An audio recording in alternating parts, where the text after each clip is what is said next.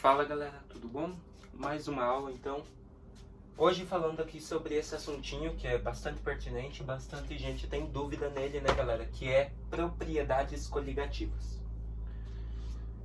O que é propriedade coligativa? Galera, ela tem a ver com solução, solvente e soluto, mas especificamente com esse cara, soluto.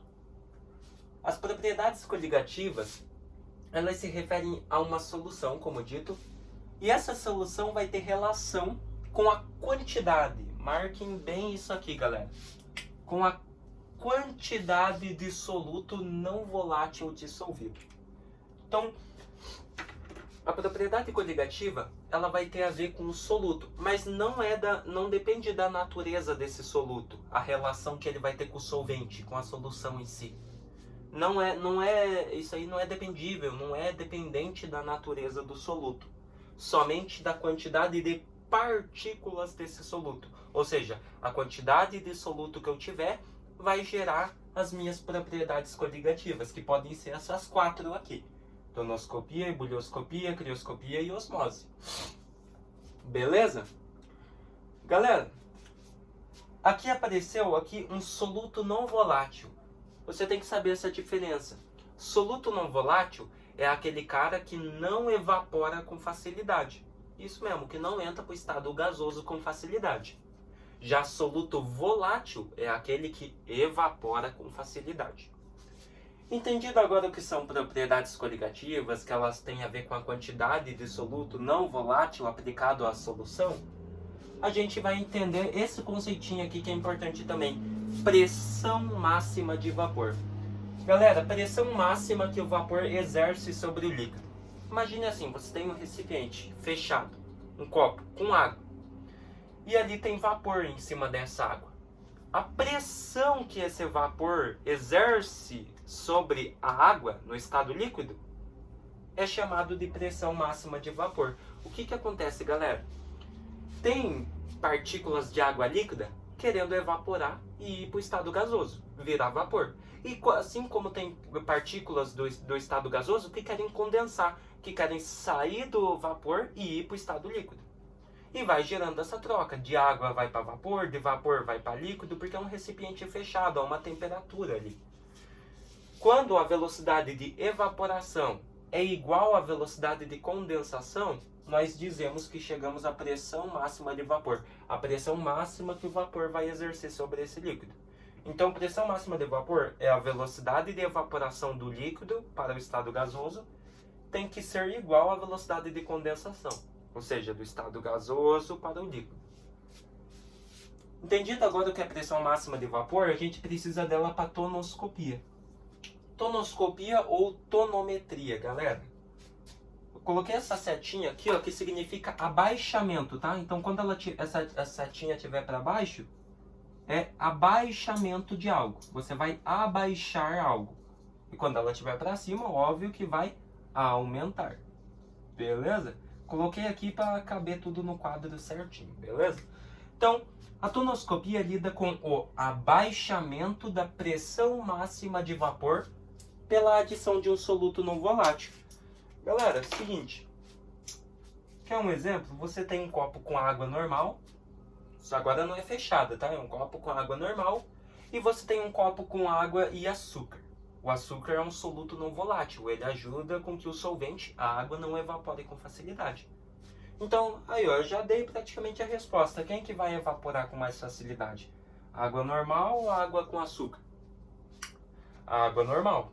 Por quê, galera? Porque a água normal, ela não tem um soluto não volátil. Ou seja, ela não tem a ajuda de um cara dissolvido nela, nessa solução de água, que ajude com que a pressão máxima de vapor dela abaixe. Ou seja, a pressão máxima de vapor é alta. Ou seja, a pressão que o vapor está exercendo sobre esse copo de água líquida pura aqui é bem maior que essa aqui do soluto não volátil. Por quê? Porque o soluto não volátil faz com que a pressão de vapor que o gás, né, que o estado gasoso, o oxigênio exerce sobre o copo d'água seja menor. Por isso, abaixamento da pressão máxima de vapor. Ou seja, se a pressão máxima de vapor é menor, a pressão que o gás, né, o oxigênio está exercendo sobre esse copo também é menor. Ou seja, fazendo com que a água não evapore com facilidade. Então, tonoscopia é isso. Abaixamento da pressão máxima de vapor pela adição de um soluto não volátil. Os mais usados são açúcar e sal. A ebulioscopia já diz, ó, ebulição. Ebulioscopia ou ebuliometria é o aumento do ponto de ebulição. O que é ebulição? Passagem do estado líquido para o gasoso. Seguinte, galera. A gente tem o aumento do ponto de ebulição. A água, vamos imaginar que a gente está fazendo café. O que a gente tem que fazer para fazer o café? Ferver a água, beleza? A água, ela entra em ebulição a 100 graus Celsius, né? Fusão, 0 graus Celsius, ebulição 100 graus Celsius. É básico de química e física saber isso. A água entra em ebulição nisso, por isso que a gente tem que ferver a água. Porque daí, a partir do momento que ela começa a borbulhar, eu sei que ela vai passar do estado líquido para o gasoso, para vapor. Só que eu vou ter um aumento no ponto de ebulição. Então, vamos supor que eu estou fazendo café, eu fervo a água. Por que quando eu adiciono pó de café, que é um soluto não volátil, por que a água para de ferver? Porque aumentou o ponto de ebulição. Então, agora a água não vai evaporar. A água não vai virar gás, não vai virar vapor com a 100 graus Celsius. Se aumentou o ponto de ebulição, agora a água vai virar vapor a uns 150, uns 200 graus Celsius, por aí. Isso faz com que a água que a gente ferveu não seja perdida. Por isso que a gente adiciona pó de café nela. A partir do momento que a gente adiciona pó de café, que é um soluto não volátil, aumenta o ponto de ebulição. Ou seja, a água tem que ferver mais e mais ainda do que ela já está fervida para ela virar e fazer a ebulição, entrar para o estado gasoso. E isso faz com que a gente não perda a água que a gente ferveu. Beleza? Então, é isso que é a ebulioscopia. Você adiciona um soluto não volátil e faz com que o ponto de ebulição daquele solvente, no caso ali que eu citei do café, o solvente é a água, né, em maior quantidade, faz com que aumente o ponto de ebulição do solvente pela adição de um soluto não volátil. Beleza? Crioscopia ou criometria. Crioscopia, ela tem a setinha para baixo, então eu sei que é abaixamento. Abaixamento do ponto de fusão. Agora eu estou lidando com a fusão. Vamos lidar com o solvente água de novo. Qual que é a temperatura de fusão da água, galera? Fusão é passar do sólido para o líquido, né? Então eu vou passar de gelo para líquido. A temperatura de fusão da água é 0 graus Celsius. Se ela atingir 0 graus Celsius, eu sei que esse gelo vai derreter e virar para o estado líquido, né? 0 graus Celsius ou mais, né? Vou colocar aqui, ó. Ou mais. Fechou? Então é isso aí, galera. Então, crioscopia é o aumento do ponto de fusão. Seguinte, galera, vamos imaginar na Antártida. A Antártida, ela tem bastante gelo. O que os caras fazem? Isso é verdade. Eles adicionam sal, que é um soluto não volátil no gelo. O sal vai abaixar o ponto de fusão. Ou seja, se o gelo em temperatura ambiente, condição normal, 25 graus Celsius, 1 atm, ele entra em ponto de fusão de gelo para o líquido, né? Ele passa do sólido para o líquido a 0 graus Celsius. Se eu estou abaixando o ponto de fusão, quer dizer que esse gelo vai derreter a uns menos 10, menos 22. Então eu estou abaixando o ponto de fusão. Ou seja, qualquer temperatura um pouquinho mais elevada vai fazer com que esse gelo derreta com facilidade. Por que eles fazem isso na Antártida? Porque tem muito gelo, galera. E quanto mais gelo, por exemplo, várias espécies, vidas marinhas, estão morrendo, porque estão congelando, tem muito gelo. Então eles fazem isso para que esse gelo derreta e assim as espécies marinhas, os peixes e tudo, né? Peixes que vivem em condições geladas possam nadar tranquilamente. Porque se o gelo está no estado sólido, não tem como o bicho nadar, ele vai ficar congelado. Esse é um dos motivos porque eles fazem isso na Antártida. Outra coisa, galera, é, por exemplo, num churrasco, né? Não tem sempre aquela caixa de isopor com gelo, cerveja, refri? O que você pode fazer?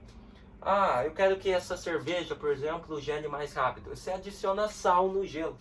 A partir do momento que você adiciona sal no gelo, ele vai fazer com que essa cerveja, esse refri que tiver lá, gele mais rápido. Ué, mas daí eu vou ter a perda da água. Não, galera, você não vai ter a perda da água. A água vai ser do estado sólido para o líquido, a mesma quantidade. Ah, mas só que daí a minha caixa de isopor vai ficar cheia de água. e essa água vai esquentar, né, galera? Não, galera, não vai esquentar. A partir do momento que o gelo derrete, a água que se formar no estado líquido vai ter a mesma temperatura que o gelo. Ou seja, se o gelo derreteu a menos 22 graus Celsius, a água líquida vai estar na temperatura de menos 22 graus Celsius. Ou seja, seguinte, galera, se todas as partículas, imagine só, todas as partículas do gelo, que nem eu falei, estão bem juntinhas no estado sólido, no gelo.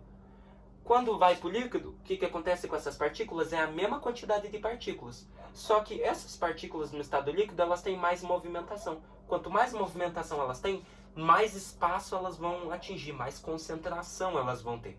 Por isso que a cerveja gela rápido, ou refri, alguma coisa, se você adicionar um sal. Então, o sal é um soluto não volátil. Ele faz que o ponto de fusão do gelo abaixe, ou seja, qualquer temperatura um pouco mais elevada faz com que o gelo derreta facilmente.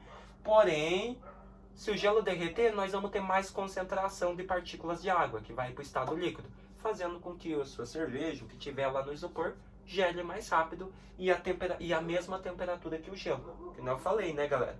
A temperatura da água líquida vai ser a mesma temperatura com que o gelo derreteu. Se ele derreteu a menos 22 graus Celsius, a água líquida que se formou ali, pelo derretimento dele, vai ter menos 22 graus Celsius. Então você não tem perda nem da água, nem da temperatura. Beleza? Então, crioscopia, abaixamento do ponto de fusão. E osmose, osmoscopia. Passagem de solvente. Aqui não tem nada a ver com soluto, galera. Tá? É a passagem de solvente do meio, ó, repita comigo. Passagem de solvente do meio menos para o meio mais concentrado. Beleza? Então, do meio menos para o mais. Do menos para o mais concentrado. Beleza? Isso é osmose. O que é a osmose? É isso que eu acabei de falar.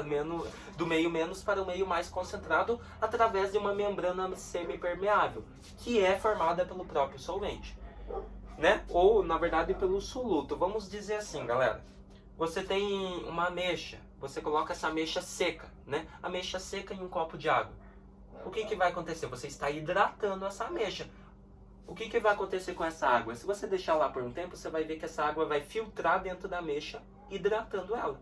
Então, a água é o solvente, ela está em maior quantidade. O que aconteceu? A água estava no meio menos, que é fora da ameixa, e ela vai fazer o quê? Ela vai para o meio mais concentrado, que é lá dentro da ameixa, que é o meio mais concentrado. Então, o solvente sempre vai do meio menos para o mais concentrado na osmose. Quer outro exemplo? O exemplo da alface. É que nem o da ameixa. Eu coloco uma alface em uma bacia com água. O que vai acontecer? A água que está ali, que é o nosso solvente, vai filtrar dentro da alface, fazendo com que a alface aumente de tamanho, ou seja hidratada. Então, nós tivemos que a água, o solvente, passou do meio menos, que era fora da alface, para o mais concentrado, que é dentro da alface. Mas agora observe o seguinte. E se eu adicionar sal na água, que é um soluto não volátil? Se eu adicionar sal na água, a alface vai murchar. Por que murchar? Porque é o seguinte, galera, a partir do momento que eu adiciono um soluto não volátil, eu estou aumentando a osmose. E o que é a osmose? Eu estou aumentando o desejo desse solvente de passar do meio menos para o mais concentrado. Mas só que daí, se eu adiciono sal na água, quem que vai ser o meio mais concentrado? A alface ou a água com sal? A água com sal. Então, o que essa água vai fazer, galera? Ela vai continuar parada ali. A partir do momento que eu adiciono sal, a água fica ali, né? Porque eu adicionei sal e ela não entra na alface. Ou seja, vai desidratar a alface, fazendo com que ela murche. Então, a gente tem a perda da alface. Beleza? Então, é isso, galera. Mas por que isso acontece? Porque eu adicionei um soluto não volátil, então eu aumentei a osmose. Então, eu aumentei o desejo da água, do solvente, de ficar no meio mais concentrado, de passar do menos para o mais concentrado. Mas só que se você adicionar sal, a água já está no meio mais concentrado, que é a água com sal ali. Então não tem por que ela ir para a alface, que é o meio menos concentrado no caso. Tá bom? Então, o segundo caso, eu adicionei sal, um soluto não volátil, por isso que a água ficou ali e fez a alface murchar. Mas quando eu não adiciono sal, a água não tem nenhum soluto não volátil. Então ela vai ter o desejo dela de ir para o meio mais concentrado. Mas só que se eu não adicionei sal, eu não adicionei nenhum soluto, quem que vai ser o meio mais concentrado? Daí nesse caso vai ser a alface. Por isso que a água vai para a alface, entrando, né, ali, filtrando na face, fazendo com que ela se hidrate. E isso nós geramos aí a propriedade de osmose ou osmoscopia. É isso, galera. Então, propriedades coligativas. Quer um macete para você não esquecer mais? Faz essa regrinha aqui, ó. Pra você. O que que essa regrinha diz, galera? Pra você. O P aqui do pra faz referência a partículas. Isso te lembra do que é a propriedade coligativa? A propriedade coligativa não tem nada a ver com a natureza do soluto, e sim com a quantidade de partículas desse soluto. Por isso, P, partículas. V, olha só, galera. V é só você pensar aqui, ó. Começa pelo E, na verdade, do você. O E não tem um chapéuzinho para cima? Então você coloca uma setinha para cima aqui, ó. E o que que o E pode ser? O E pode ser ebulição, ebulioscopia. Então, a partir do momento que eu adiciono um soluto não volátil, eu sei que eu tenho o aumento, setinha para cima, do ponto de ebulição. Então, eu tenho o aumento da ebulição.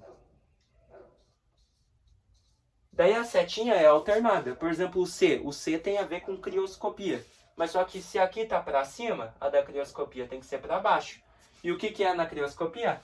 Abaixamento, setinha para baixo, do ponto de fusão. Então eu tenho abaixamento do ponto de fusão, né? Que é a crioscopia aqui.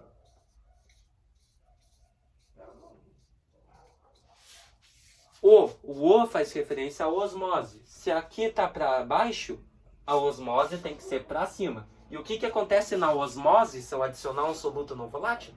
Aumenta a osmose. Ou seja, aumenta, que nem eu falei, o desejo do solvente de passar do meio menos para mais concentrado. Então, por isso que você tem um aumento na osmose. Isso aqui faz referência à osmoscopia. E o V? O V tem a ver com vapor, ou seja, tonoscopia. Se aqui está para cima, o V vai ter que ser para baixo, setinha para baixo. E o que que é na tonoscopia? Abaixamento da pressão máxima de vapor pela adição de um soluto não volátil. Então, fazendo essa regrinha aqui para você não esquece mais. P é de partícula, abaixamento da pressão máxima de vapor. Então, eu sei que aqui ele está lidando com tonoscopia. Aumento de osmose pela adição de um soluto não volátil. Abaixamento do ponto de ebulição, que é a crioscopia.